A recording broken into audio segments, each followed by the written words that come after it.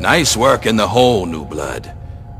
Knew you couldn't be one of our normal workers. So that begs the question, who are you? And what are you doing in my city?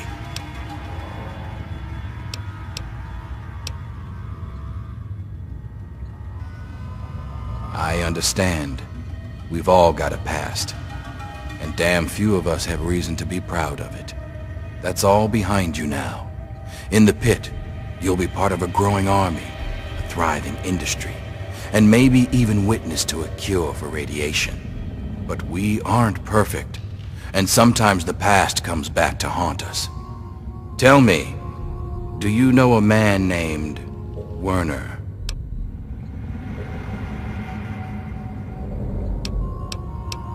Then you know he's not to be trusted. He escaped after a failed coup, and I believe he's working with the slaves to plan a revolt. You know the slaves, and you've met Werner, so you're in a prime position to put an end to him. Do that, and I'll make you a lieutenant in my army. Ah, of course. Would these plans happen to involve stealing a precious little something from me? Don't look so surprised. Your arrival was too convenient. And even if you never met Werner, I'm sure he got someone to make you an offer. It's okay. I get a lot of people trying to betray me. Part of the position, really. You can be honest with me.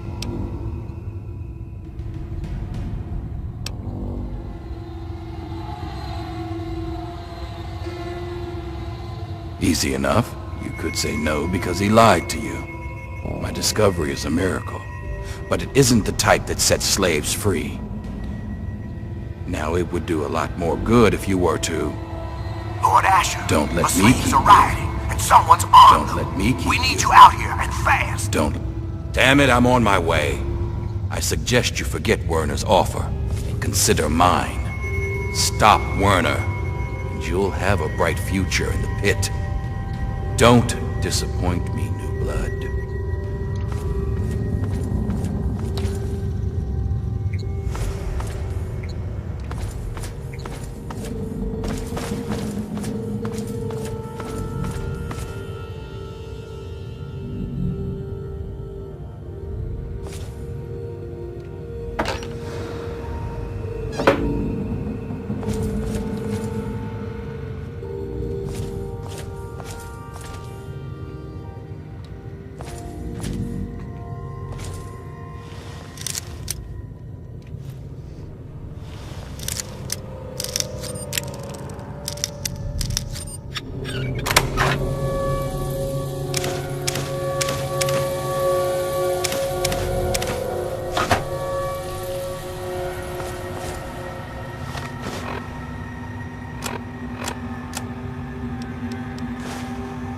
Test 1, 2.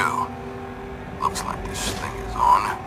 Marie, if you're there, this is your father speaking. Ishmael Asher. Sometimes called Lord of the Pit.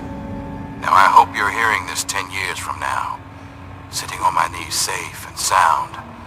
Right about now, I bet I'm looking pretty silly. But things don't always work out the way we'd like. There are a lot of risks, including what your mother would do if she heard me talking like this. And I'm not about to risk leaving you alone without knowing where you came from. These tapes are for you, so you can know who your father really was. Marie, the first thing you need to know is that I wasn't always the Lord of the Pit. Long before I was a king, I was a scholar. A soldier. In fact, I was in the Brotherhood of Steel. You've probably heard about them, but you may not have heard what we did to the city. The Scourge. When we came here, the pit was just a breeding ground for Trongs, cannibals, and worse. Commander had us torch the place and take what we could. The pit had useful technology, but it was suicide to stay here. So when an explosion left me buried in the mill, my brothers were sure I was dead. I don't blame them for leaving. I probably would have. We thought nothing could live in the pit. We were wrong. Marie, you know those fights in the mill's arena? Well, its first fight was when I woke up to someone pulling me out from a pile of rubble. At first, I thought it was my brothers pulling me to safety. Instead, it was a scavenger trying to steal my armor. She didn't get it, but I learned she had a whole family of scavengers.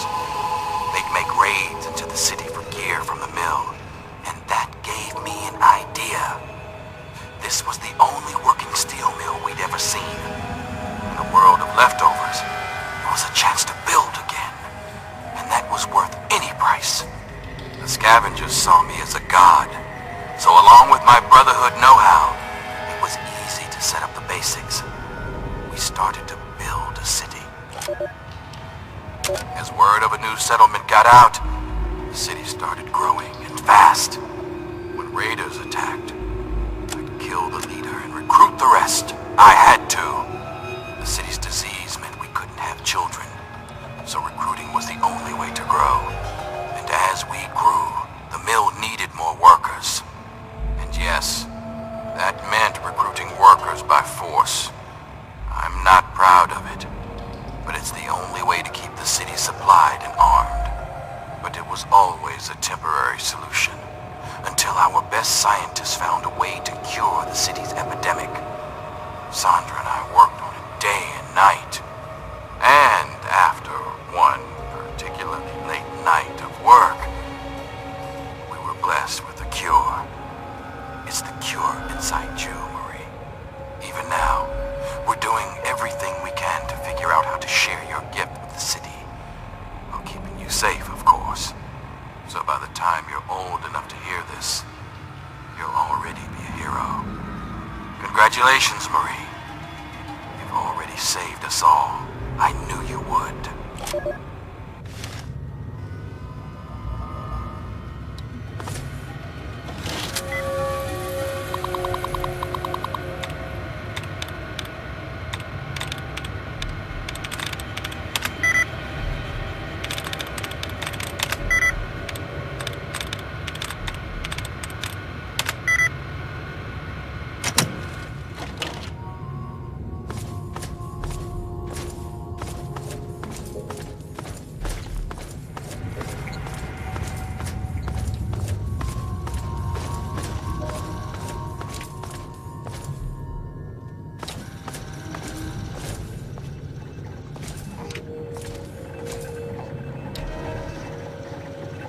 Oh, I wasn't expecting Asher to let you into the lab. I'm Sandra, and if I know my husband, he's already made you an offer to join us, right? So you're here to see our little miracle, aren't you? This is my daughter Marie. She can be a handful, but my little angel is going to save the city.